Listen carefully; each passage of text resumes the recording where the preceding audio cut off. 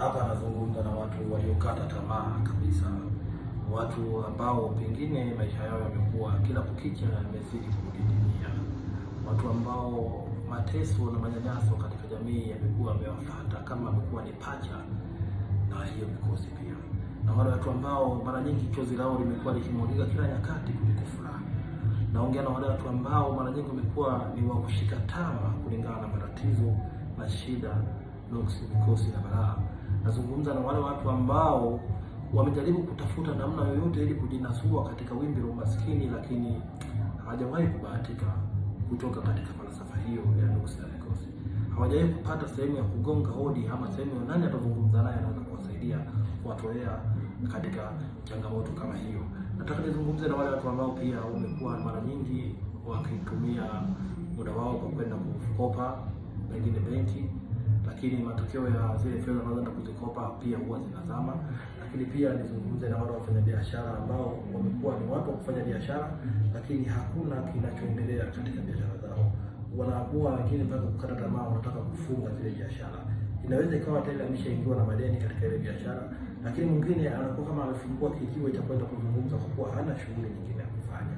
Kuna ushauri uko kwa ajili yako, kuna namna ya kufanya kwa ajili ya maisha yako, kuna njia zipo ambazo unaweza upite na ukatoka katika hiyo minyororo iliyokufunga.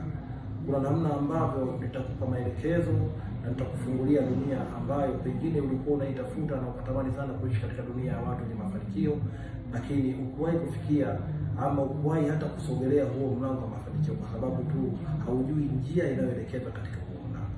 Sasa kuna njia hiyo.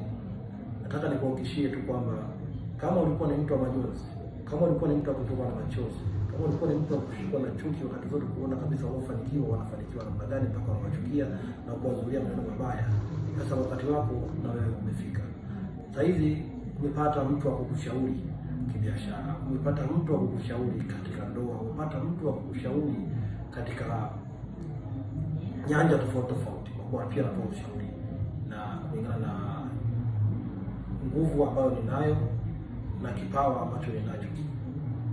Zaidi na zaidi unaweza ukanifuatilia katika taratibu zangu zingine, ukafahamu mimi ni nani, anahusika na nini, lakini hasa ni mtu wa kimila sana. Ni mtu ambaye najali sana mambo ya jadi, ni mtu ambaye najali masuala ya matambiko, ni mtu ambaye nafuatilia sana mambo ya kale. Kwa hiyo kwa wewe ambaye unahitaji kuwa mmiliki halali na sio mtu wa kukopa, usiwe mtu ambaye unaishi na mikopo, unaonekana una fedha lakini kumbe mikopo inakumaliza katika nafsi yako na mwili wako. Unakonda kila kukicha, una amani kwa sababu ya mikopo. Wakati wako ni sasa. Unaweza ukanifuata inbox kwa ajili ya kukuelekeza kipi ufanye na mlango gani upite.